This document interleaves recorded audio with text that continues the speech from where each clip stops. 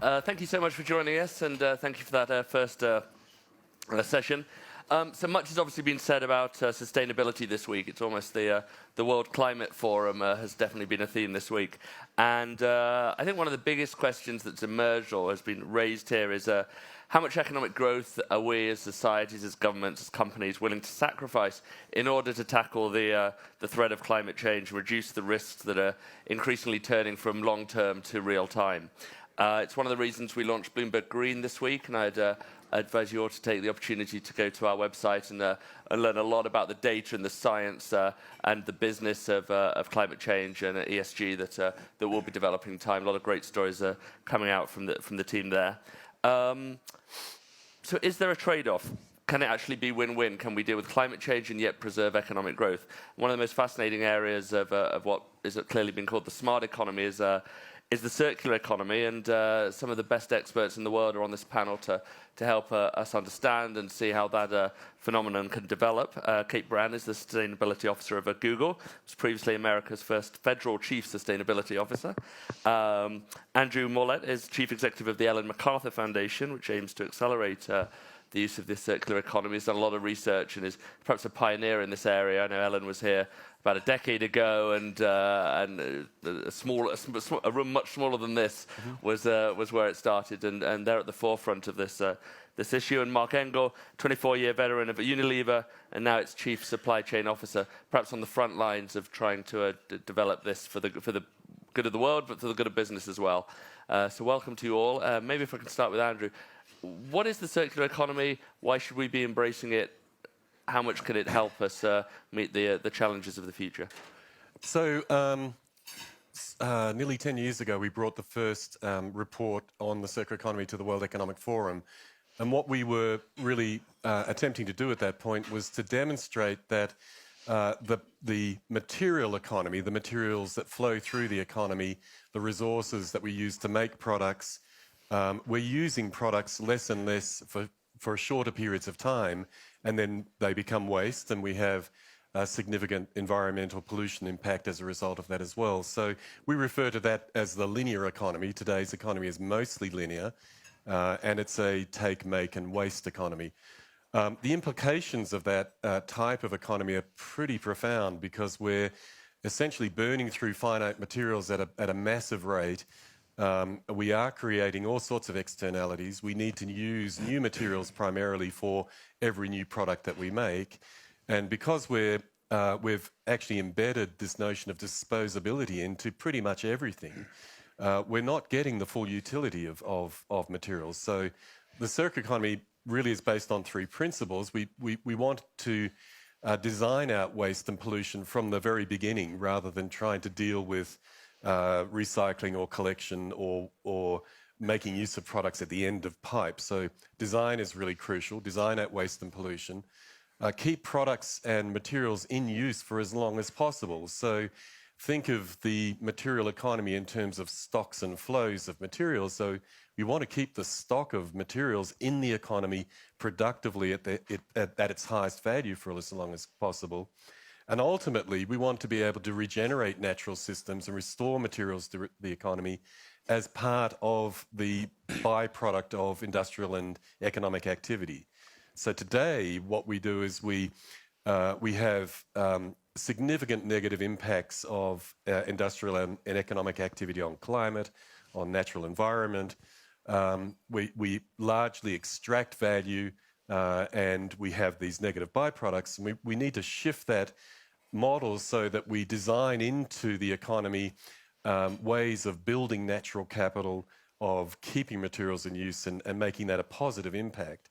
So it's a bit different from sustainability. In fact, it's not trying to mitigate the harm of a linear economy at the end of pipe. It's trying to design into the economy from the very beginning one that designs that pollution, keeps them in use, and regenerates natural systems. And how have the companies, obviously a lot of companies have united with you on this, how have the companies been persuaded that this is something that they should be embracing, this is a positive for them? Yeah, well, I think it's really interesting that, as you say, we brought this idea to the World Economic Forum nearly 10 years ago now, and we've seen a phenomenal take-up of this concept because, one, it makes sense. It's a model that you can see working in the future. So it's not about slowing down the impact. It's rethinking how we put product service systems in the market.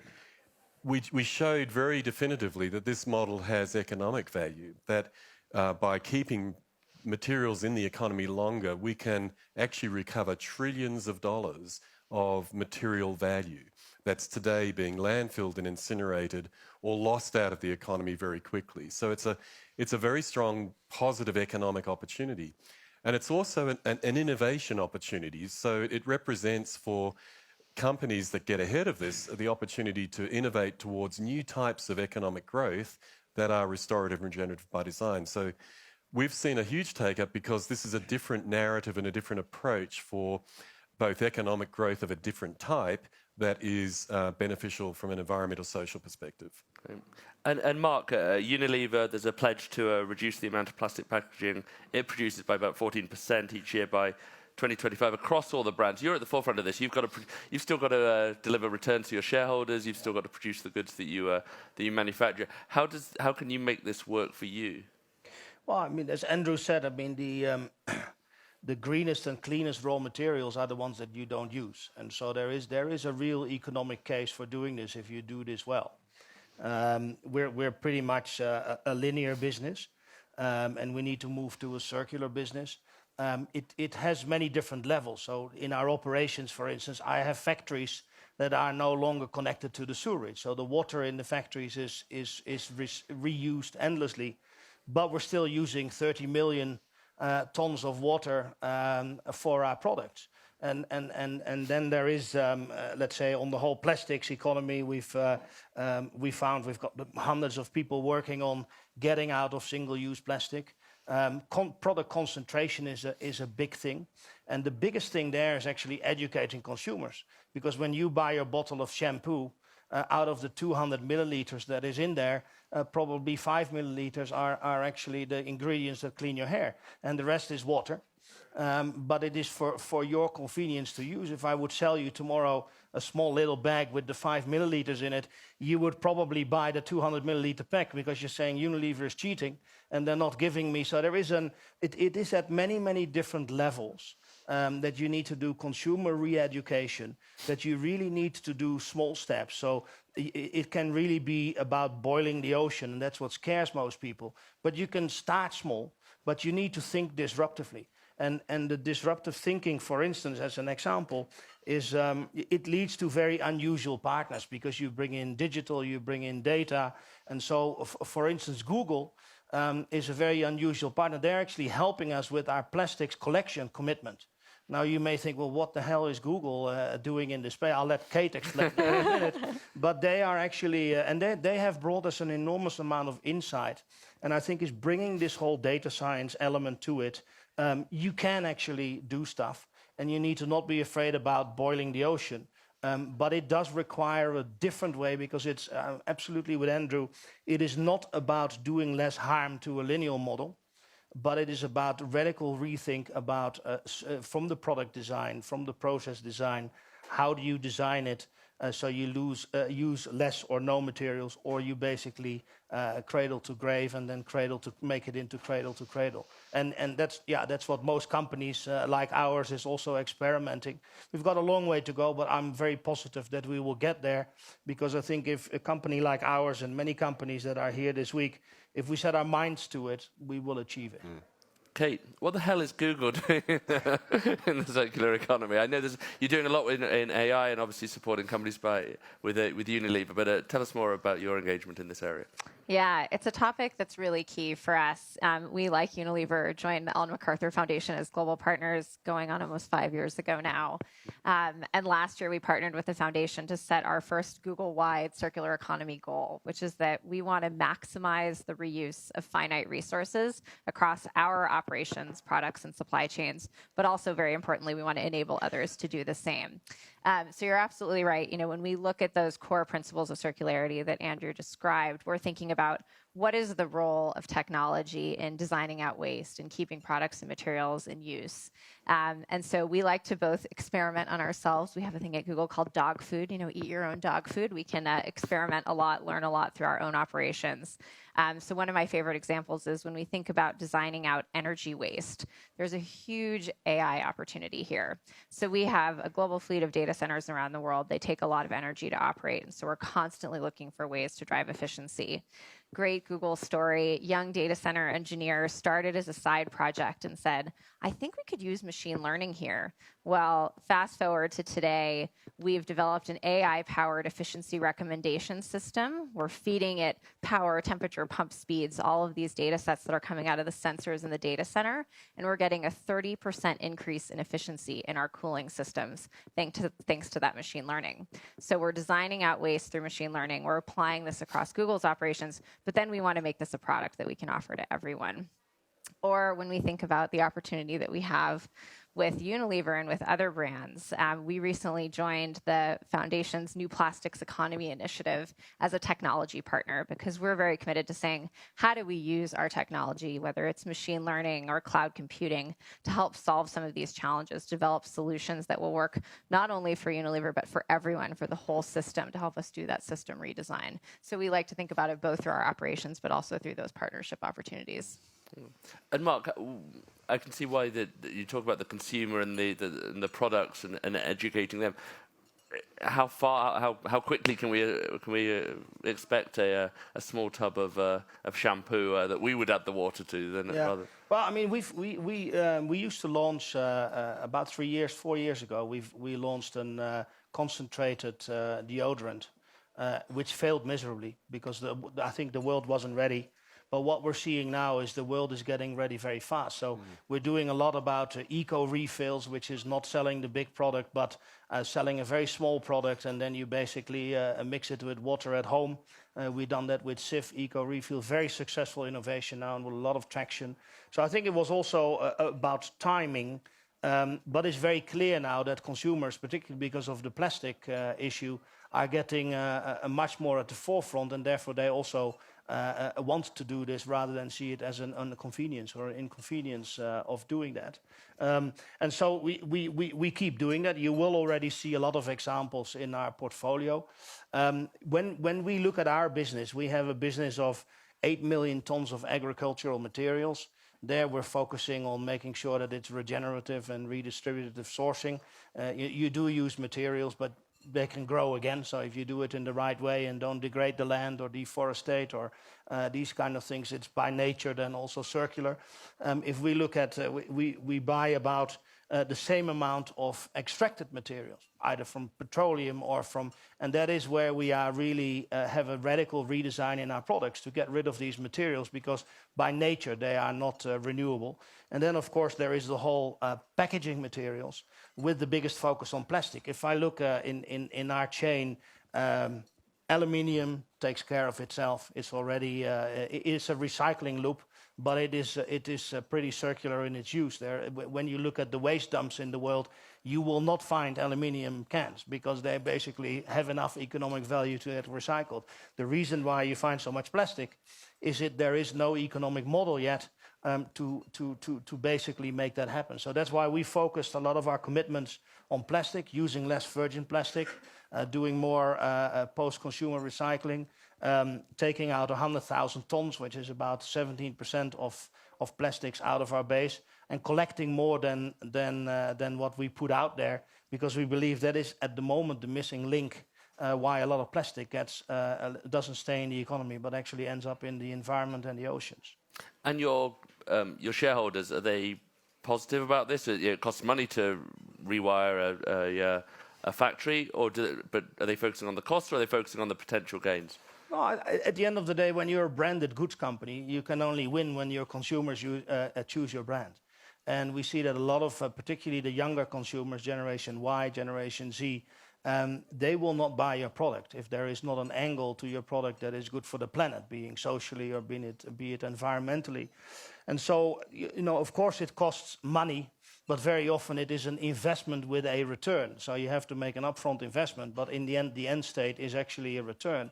But it's also about brand preference in our business. And at the end of the day, that's what we always need to keep in mind. You know, if our consumers stop buying our brands, then no matter how much money you save, you will not exist as a business. So you have to look at as a total picture and not just looking at the cost of it. And I think our shareholders understand that. Over the years, we've been at this journey now for about 10 years. I think our shareholder base is very much aligned with the way that we want to lead for that. And Marc, I know that you at the foundation, you've introduced metrics to distinguish companies who are aligning with you for the positive glow, but not actually carrying through on the requirements. Well, we from the outset at the foundation worked with businesses on this issue and on this innovation opportunity. Unilever has been a partner from the very early days, and one of the challenges is that Unilever and the others we work with recognise that today, they are largely linear economic, and what they're doing is they're investing very heavily in innovation to transform. So how do we measure that, and how do we keep track of it? It has been an issue. So we last week we actually released a measurement system called Circulytics, which actually takes account of the flows of materials through the company. But more importantly, it talks about the commitments that they've made, the strategies, the investments, and how we track those over time as well.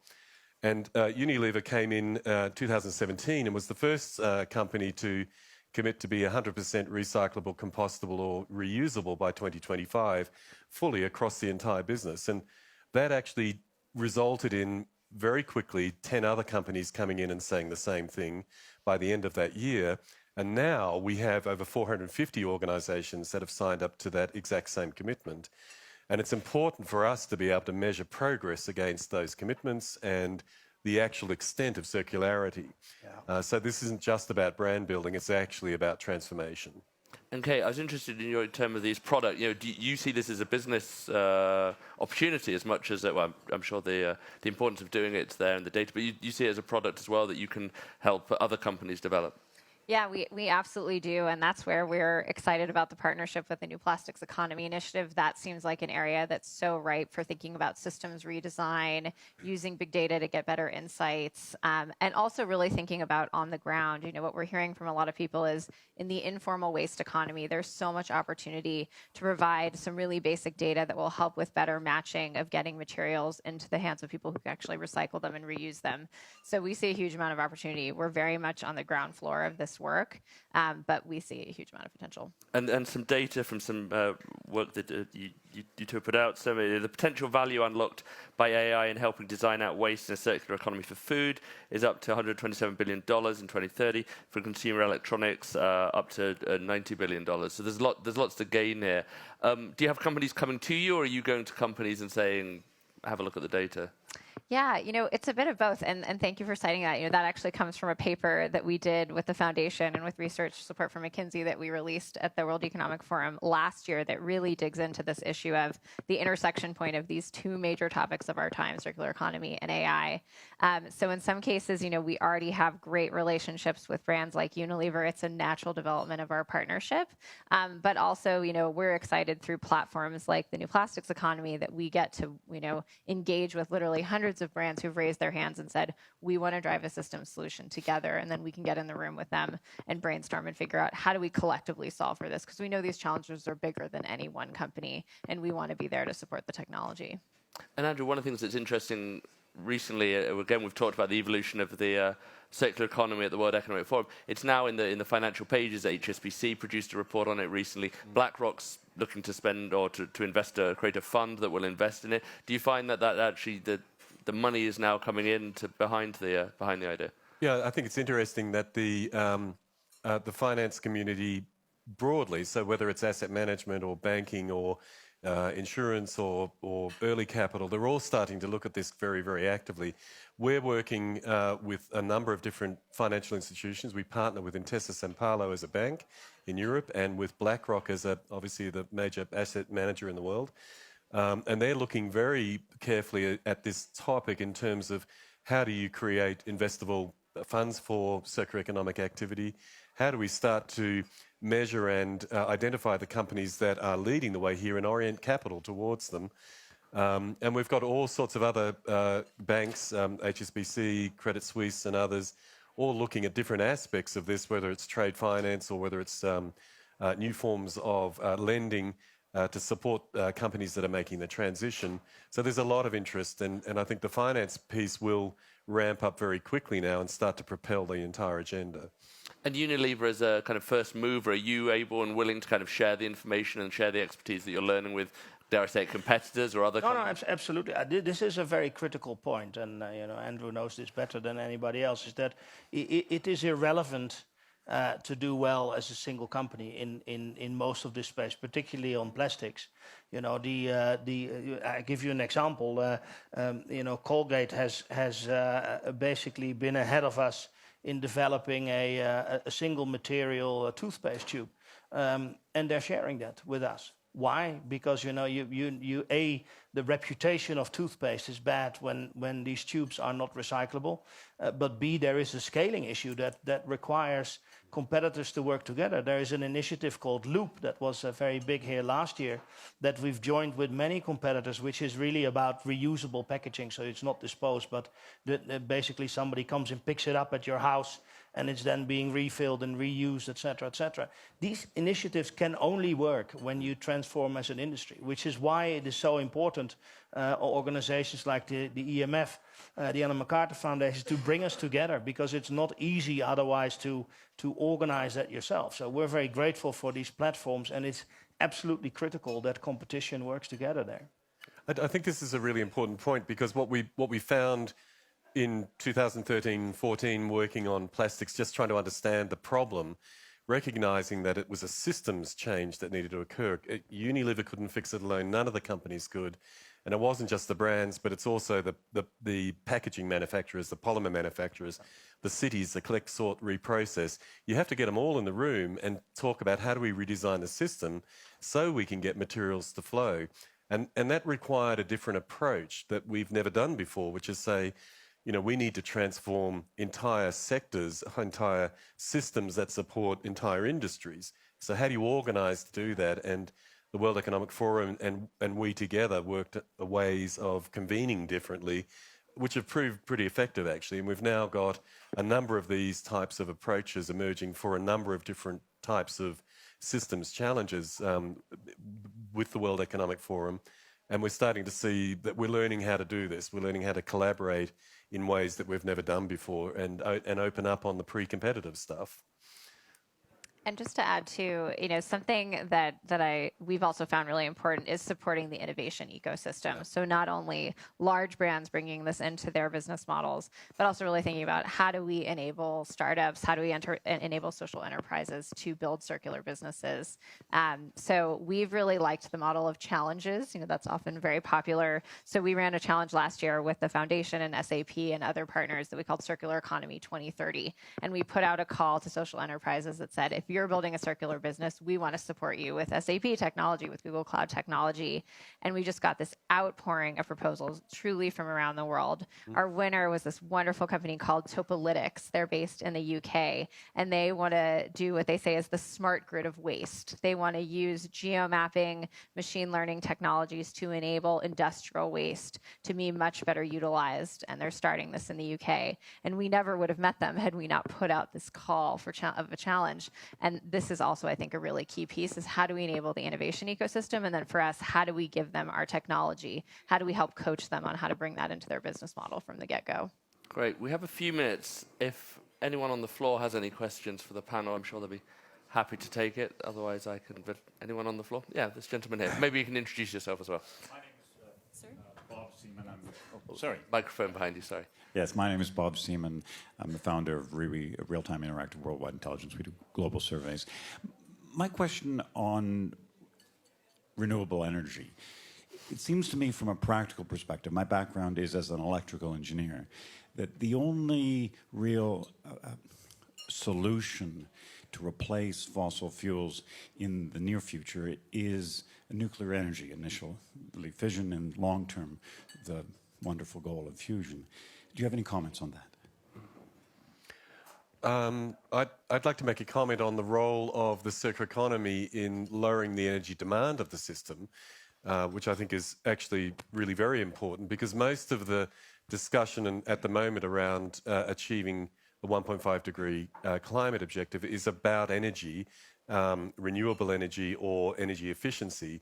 But what we know is actually that that's only around about 55% of the solution space. The other 45% that we have to get to is the way in which we make and use materials. And what we don't appreciate widely is the embedded energy in the materials that we make. So the energy that goes into extracting the materials, manufacturing, shipping, getting them to you, keeping them as a product for longer mitigates the need to actually make that energy all over again. So a wasteful system is massively energy inefficient. So we're promoting very strongly the role of a circular economy in the climate agenda, but it's also a framework solution for many of the global challenges. So we can lower the demand on water, we can lower the competition for food on land, we can lower toxicity that leaks. So it's a very systemic approach, and we've been talking about systems change and the need for systems for a long time, and we've really struggled, I think, to find a way into changing systems, and I think this presents an opportunity for us to be able to frame it, think it, and actually action it. Yeah. So it's obviously a controversial topic. We like those topics. So what I would say, I mean, Unilever, on the 1st of January, we announced that all of our electricity is now renewable. More than 60% actually comes from solar, wind, and hydro. So I would just say it's not the only way how you can get this done. But I do believe that there is a role for it. It's of course, in a number of countries it is still there. We are also using that in those countries where it's being supplied. But the only thing is, I don't think it is the only way forward. I think the Mother Earth has many, let's say, features where we can extract energy from it without, let's say, taking from the planet. Wind, obviously, sun, tidal is another one, heat from the earth. So I think it will be a mix of sources that will basically lead us into a decarbonized energy use. Andrew, as the foundation perhaps had the first word a decade ago, the last word to you, what are the next challenges? What would you like to be doing next? Well, I think that the big challenge now is having mobilised the idea, and it really is mobilised. If you go online now and search for the circular economy, you will get hundreds of millions of references. So the idea is out there. What we need to do is to scale it and make this actually the new norm in terms of the solution framework. And we need to really get the public behind this as well, in understanding that the front-running companies that are driving this type of change, investing actively, get behind those companies, get them to do more, and get more companies to do it. And Kate, maybe wearing your old hat, what role can government play in this space? Yeah, I mean, I think we've seen a huge amount of progress that's really been generated through the private sector, but I think there's a huge role for governments to play at all levels. And one thing I really appreciated that the foundation has worked on, that we've also engaged on, is the role of cities. Sometimes national level policy is going to be the answer, but so much of the policy that will enable or hinder the circular economy is actually very local. For example, waste policy is extremely local. So I've really appreciated the work the foundation has done on building toolkits for policymakers. We've looked at this idea of the circular city. What's the role of technology in enabling the circular city? So I think there's absolutely a role for policy, but it's also exciting to see how much the private sector has done on our own. Great. Well, thank you very much. And please join me in a warm round of applause for my panel. Thank you.